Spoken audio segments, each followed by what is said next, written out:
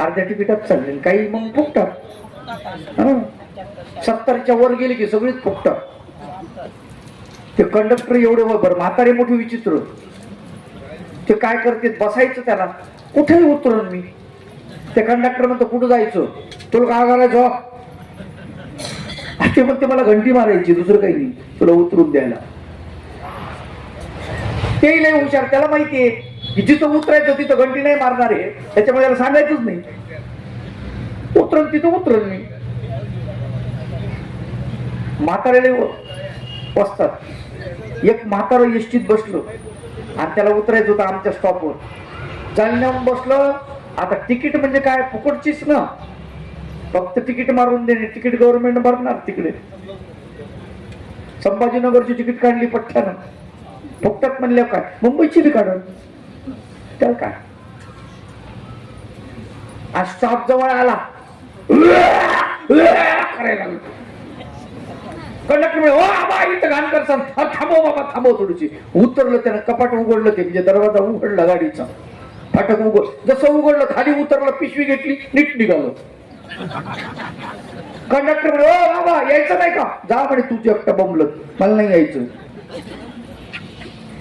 गंमत आहे.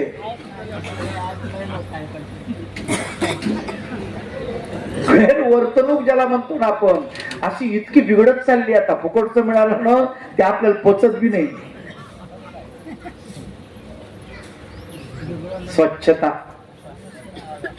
एक लक्षात घ्या. परमेश्वराचं एक नाव शुद्ध आहे. निर्वचनामध्ये परमेश्वराला काय म्हणतात, शुद्ध. तो परमेश्वर कसा आहे, शुद्ध. आपण कसे आहोत, अशुद्ध. मग शुद्धाची सोयरीक अशुद्धा सोबत होणार आहे का. सोयरीकील तुम्ही गेले, पोरगी पाहायला गेले आणि पोरगी आली तिकडून चहा घेऊन हातामध्ये.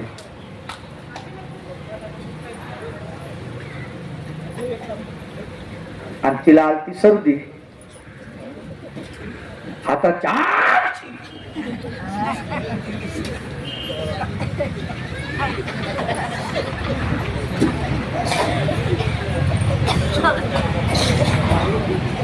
कोणाला सासरा म्हणे मला उपवास आहे, चहा चालतच नाही.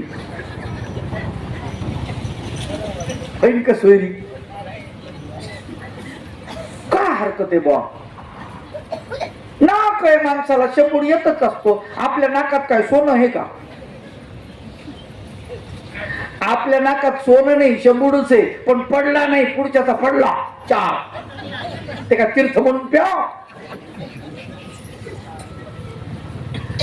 शुद्धता फार महत्वाची आहे माय बाप, फार महत्वाची.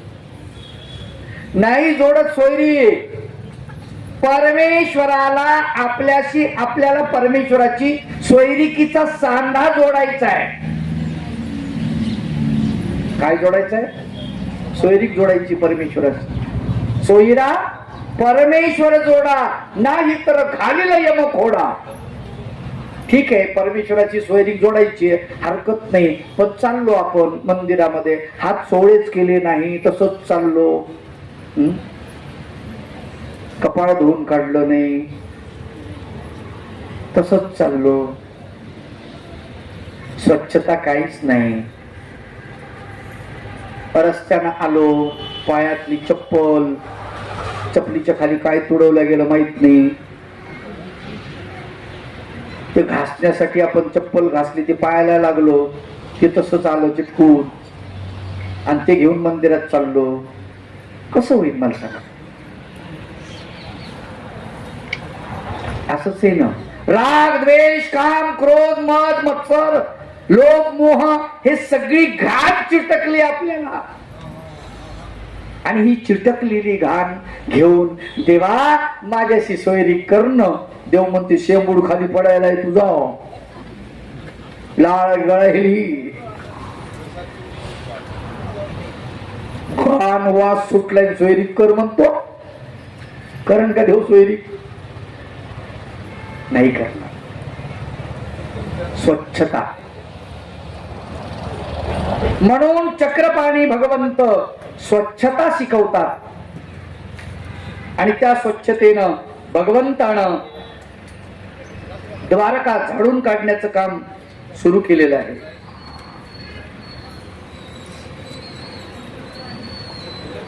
मार्ग निर्माण होण्याचे कारण लोके करावे गमनागमन, ते घाण करण्याचे ठिकाण मुळीच नव्हे. मार्ग रस्ते निर्माण करायचे कशासाठी? लोकांनी त्याच्यावरून आवागमन केलं पाहिजे. हा रोड कशासाठी बांधलाय? याच्यावरून गाड्या अचलपूरला गेल्या पाहिजे, इकडं अंजनगावला गेल्या पाहिजे. पण संध्याकाळी रात्र झाल्यावर 12 वाजता आम्ही जर तांब्या घेऊन रोडवर गेलो, चांगलं बांधलंय रोडवर सिमेंटचं, त्याच्यावर बसलो, त्याच्यासाठी बांधलाय का रोड? हे कळलं. किंवा गाडी रोडवर उभी केली, मागच्या येणारी गाडी, इकडून येणारी गाडी, त्यांना वळण घ्यावे लागतात, त्रास होतो. हे माणसाला कळलं पाहिजे. रोड स्वच्छ असले पाहिजे, चकाकी असली पाहिजे रोडवरती. विदेशामध्ये तुम्ही जर गेलात, अनेक देशांमध्ये जितकी घाण भारतात आहे ना, इतकी घाण जगाच्या पाठीवर कुठेच नाही. हे बांगलादेश आणि पाकिस्तान जर सोडला, सगळे देश स्वच्छ आहेत, निर्मळ. एक बाबा मला सांगत होते, मी दुबईला गेलो तर माझ्या बुटाला मी पॉलिश केली म्हणे. 8 दिवस तिथं मुक्कामी होतो. तिकडून वापस आल्यावरच मुंबईला मला माझ्या बुटाला पॉलिश करायचं काम पडलं. म्हणजे दुबईमध्ये किती स्वच्छता आहे. दुबईमध्ये एखादा माणूस गाडीतून काच खाली करून जर थुंकला बाहेर, तर त्याला 11,000 रुपये दंड. किती? 11,000 रुपये दंड. दंड कोणाकडून वसूल केला जातो? टॅक्सी ड्रायव्हर कडून. दुबईला जर यदा कदाचित सिग्नल तोडली, तर सिग्नल तोडणाऱ्या ड्रायव्हरला 25,000 रुपये दंड. कॅमेरेच बसवले.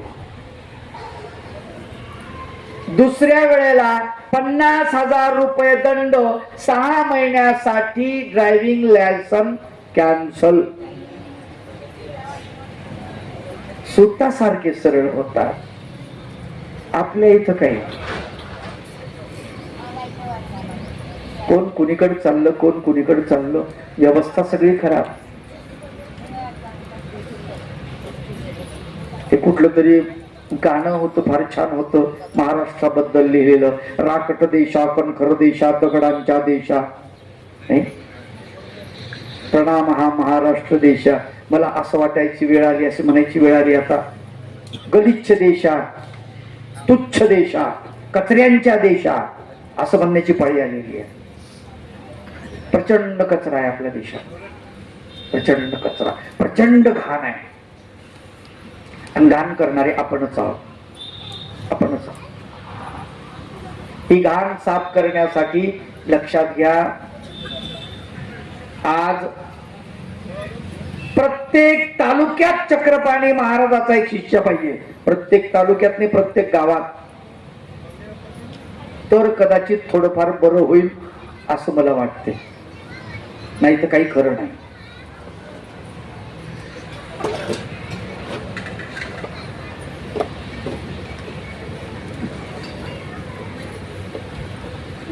वाईट त्यागुणी चांगले घ्यावे, सुपाचे हे प्रतीक बरवे, खराट्याने चोखट करावे गाव अंगण सकळ. सूप आणि खराटा हे जे भगवंताचं साधन आहे, आयुध आहे, म्हणजे शस्त्र आहे, ते शस्त्र काय करते म्हणले? वाईट त्यागुणी चांगले घ्यावे. सूप पाखडत असताना सूप काय करतं? ती माऊली सुपामध्ये धान्य घोळते पाखडते. पाखडता पाखडता पाखडता धान्य जे आहे गोंडर गोंडर गोंडर जे आहे ते पुढे पुढे पुढे पुढे पुढे पुढे सरकत जातो. जसं पुढे सरकलं एक झटका देते की सगळे खराब बाहेर पडतो. किती चांगले सूप, खराब बाहेर टाकण्याचं काम सूप करत.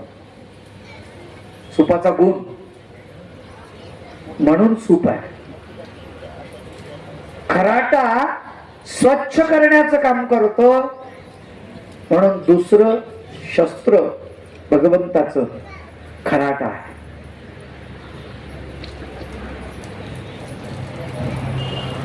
ज्याचे घरांगणी कश्मळ तो कैसा भक्त निर्मळ, हा तर झाला भोंगळ हिशोब धर्माचा. ज्याचं घर अंगण मध्ये कश्मळ आहे, घाण आहे, घराच्या समोर घराच्या अंगणामध्ये कोपऱ्यामध्ये कापऱ्यामध्ये अस्ताव्यस्त. बरीच लोक मी बघितलेली त्यांच्या घरातल्या चपला अस्ताव्यस्त पडलेले असतात. तर म्हणसाल बाबा इतकं बारीक लक्ष नका देऊ.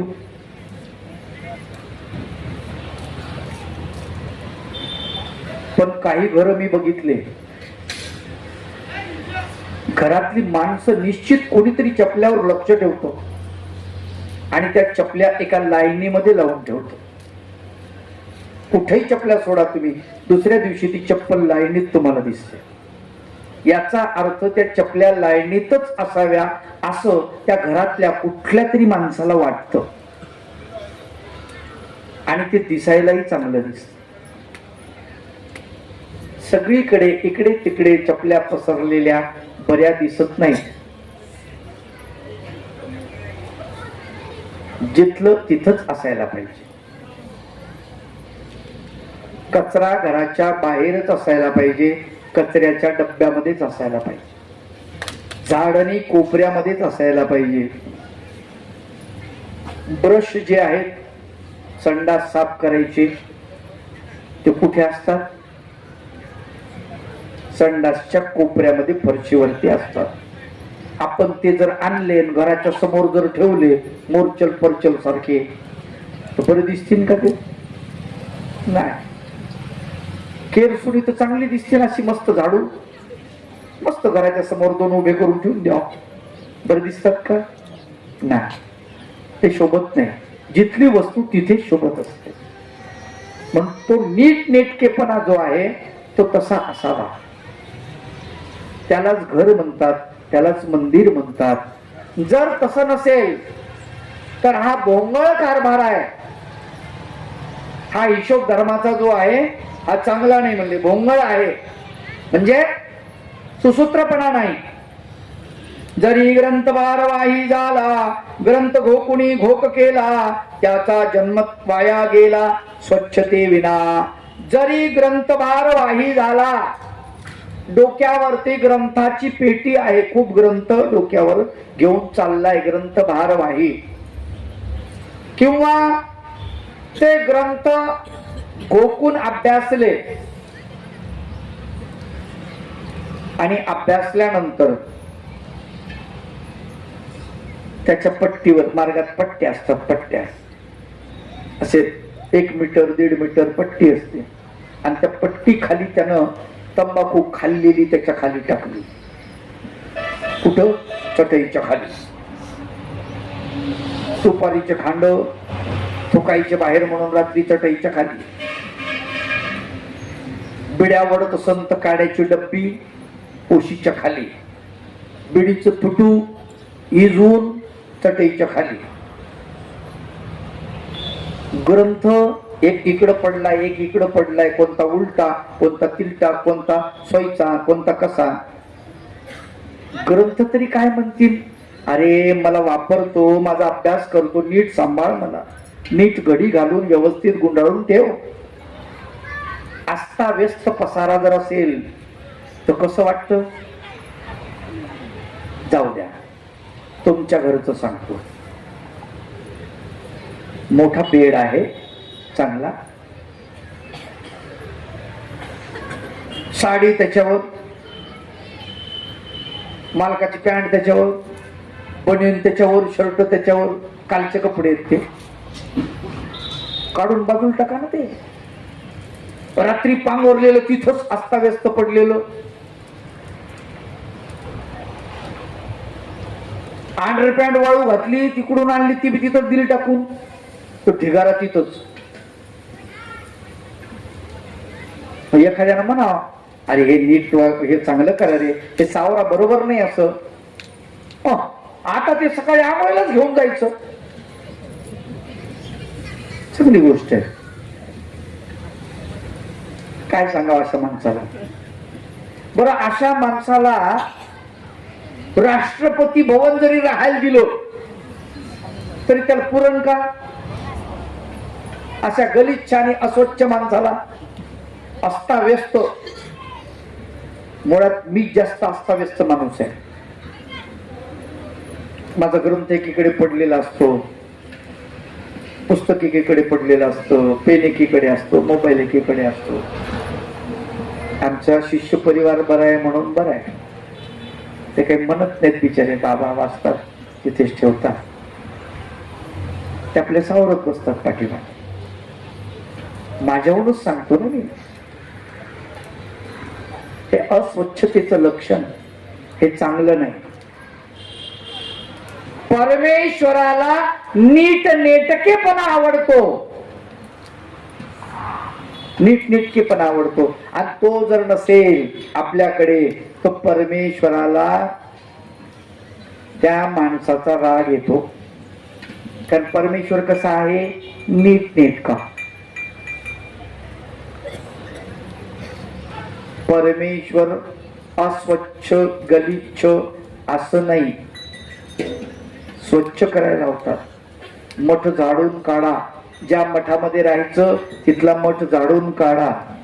मच्छर असतील त्या मठामध्ये तर बाहेरून लिंबाचे पाला आणा, विस्तू करा, मच्छरांना बाहेर हाकलवा, स्वच्छ करा, निर्मळ करा. लघु परिसरे, दीर्घ परिसरे बाजूला आहेत मुख्य स्थानापासून.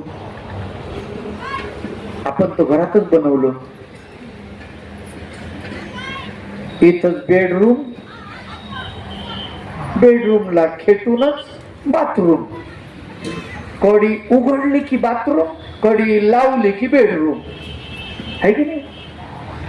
किती कटाळा येतो. म्हणजे झोपीत खंड नाही पडला पाहिजे. थोडस बाजूला गेलं, बाहेर गेलं तर काही फरक पडते का? नाही. देव बाहेर जायचे ना. पूजा अवसरामध्ये वर्णन आलेलं आहे. सकाळी सकाळी बाई साकडी उघडायची दरवाजाची, महाद्वाराची. बट्टोबास तिथे झोपलेले असायचे. स्वामी चक्रधर महाराज बट्टोबासाच्या छातीवरती आपला श्रीचरण ठेवायचे. मग बट्टोबास ते आलिंगून धरायचे. मग बाई म्हणायची, सोडी नागदया, बाबाची उशीर होत असेल. किती वाजताची गोष्ट? सकाळी 4 ते 5 दरम्यान. आहे की नाही? 4 वाजता समजा. आणि मग तिकडे जाऊन स्वामी दिशेला बसायचे. परिसराला बट्टोबाज बिदी उरकून यायचे. आणि मग नंतर देव वापस यायचे. आणि मग प्रातः काळी कधी कधी चिंतन असायचं, नाही तर कधी कधी निरोपण असायचं. दूर जायचं ना. मी तर म्हणतो आता तर असं होईल, इथून पुढं बेड आहे की नाही, बेड आपल्या बेडला खेटून अटॅच, बेड अटॅच बाथरूम. मी म्हणतो बाथरूम मध्येच बेड नेऊन ठेवा. इतकं माणसाला मी म्हणतो जगता कशाला? इतकं जर आपल्याला होत नाही थोडस बाहेर जाणं, बहिर दिशेकडे जाणे, त्याला बहिर दिशा असं म्हटलेलं आहे. बाहेर गेलं पाहिजे, पाय मोकळे झाले पाहिजे, दूर जाऊन बसलं पाहिजे, उक्कड आसनी बसलं पाहिजे. स्वामींच्या काळामध्ये कमोड होते का? कमोड. बाबा गुडघेच लय दुखायले तर मग उक्कड आसनी बसत नाही तुम्ही. 2 पायावर बसतो का पण? कधी एकच वेळेत बसतो. केव्हा? सकाळी तेही बंद करून टाकलं आपण. आता बसतच नाही ना, गुडघे दुखणार नाही तर काय होईल मग? गॅसेसचा प्रॉब्लेम, पोटाचा प्रॉब्लेम, ऍसिडिटीचा प्रॉब्लेम झाले सुरू. घ्या गोळ्या, ऍसिडिटीची गोळी, थायरॉइडची गोळी, शुगरची गोळी, बीपीची गोळी, मर. गुडघ्याची गोळी, गुडघे दुरुस्त होईना, काय करावं, दुखत येत लई. मला सांगा, जुन्या काळातल्या म्हाताऱ्या बायांचे गुडघे काऊन दुखत नव्हते? काय कारण होतं? शोधा ना, शोधा. दळण कांडण धुणं. आता बाया जातात का तुम्हाला सांगतो व्यायामाला? कुठं? शहरामध्ये. मग शहरात व्यायामाला गेलं ना, ते असं म्हणतात, असं पकडा, असं दोन हाताचं पकडा, असं जोरात असं करा, असं करा, आपटा. मग एकूण असं करा, एकूण आपटा. काय अहो, जसं धुणं आपटतो ना आपण तसं आपटा. मग याच्यापेक्षा धुणं आपटलं तर काही बिघडतं का? एक तर धुणं धुणं होईल, व्यायाम बी होईल. रिकामा आणली वॉशिंग मशीन, कपडे बाहेर. तर एवढे खराब कपडे, मग त्याला इस्त्री मारा. काम वाढलं का नाही? फालतूच्या फालतू. किती अवघड आहे. जगण्याचा परिपाठ आम्हाला तुम्हाला शिकवण्याची पाळी येईल. प्रपंच कसा करावा हे सांगण्याची वेळ संन्यासी माणसावर येत आहे. याच्यापेक्षा अजून काय दुर्दैव आहे? नाही. खर तर आम्ही धर्म सांगून मोकळं व्हायला पाहिजे, पण तुम्हाला धर्म कळण्याच्या अगोदर प्रपंचच कळला पाहिजे. तो तुम्हाला कळत नाही म्हणून अडचणी आहेत. स्वच्छता ही अत्यंत महत्वाची आहे, ते सांगतायत या ठिकाणी. आपण थांबूया आणि प्रायश्चित मी पुढे म्हणतो, तुम्ही पाठीमागे म्हणा. या ग्रंथामध्ये तुम्हाला सांगितलं 7व्या अध्यायामध्ये त्याचं वर्णन आलेलं आहे.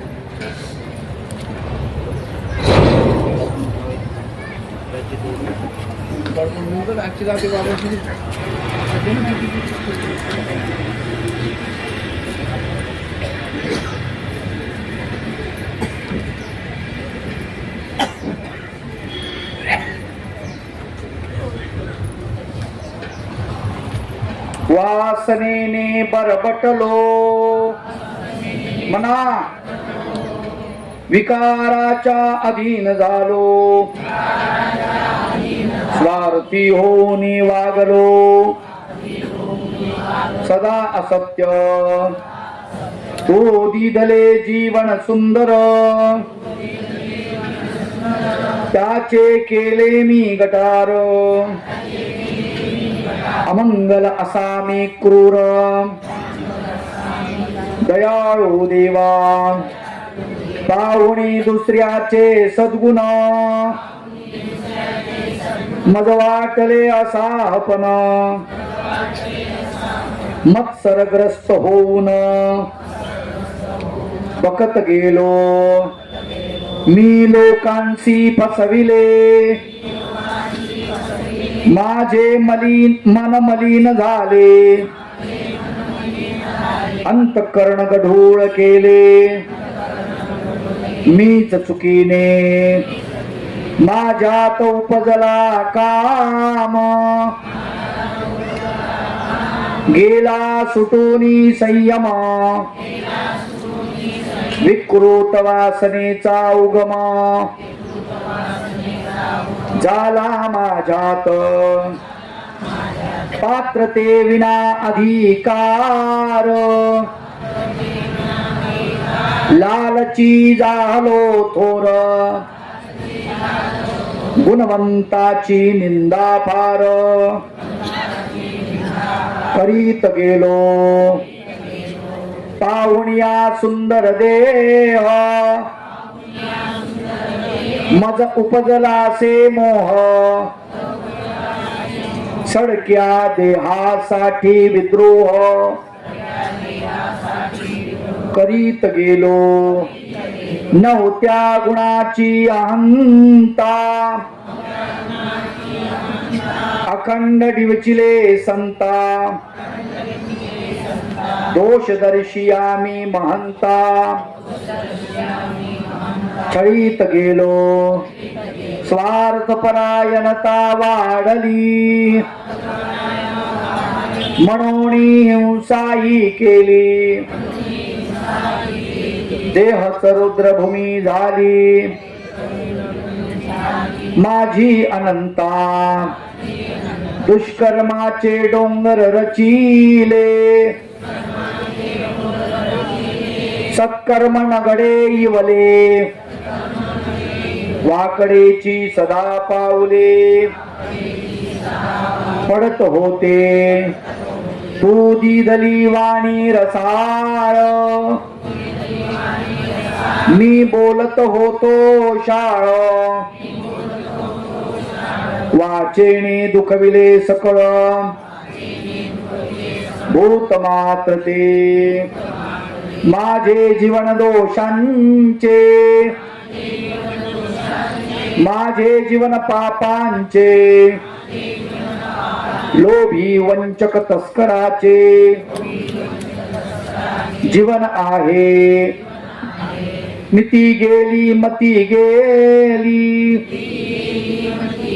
चारित्र्याची राख झाली चांगुलपणाची हत्या केली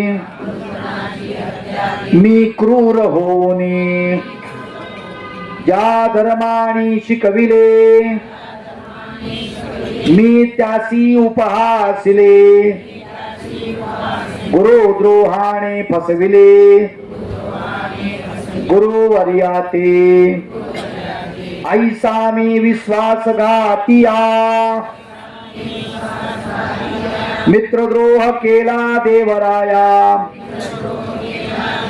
आत्मघातकी वंचकिया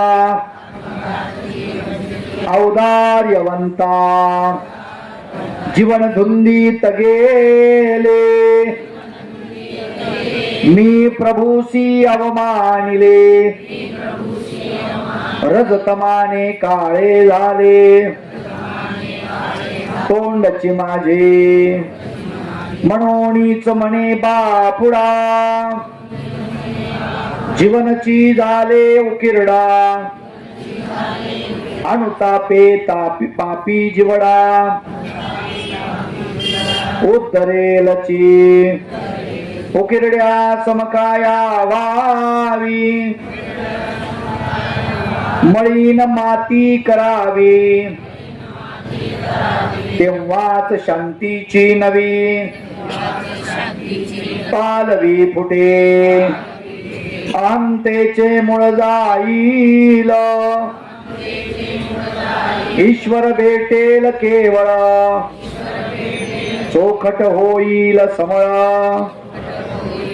जीवात्मा उकिरडा माणूस व्याला की माणसाचा उकिरडा झाला माणसात उकिरडा वाढला बहु कश्मळाचा माणसाचे घाणेरडेपणा उकिरडा गेला त्रासून घराबाहेर पलायन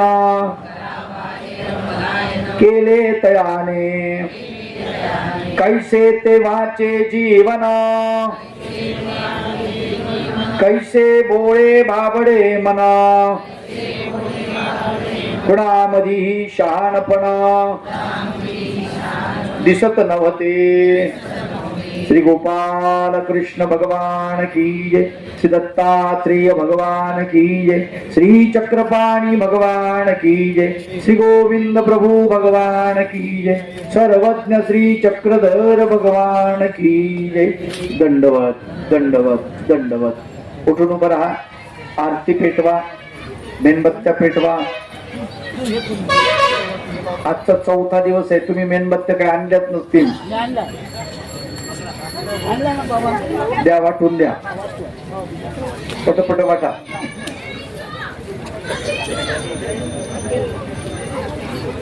ते बंद कर.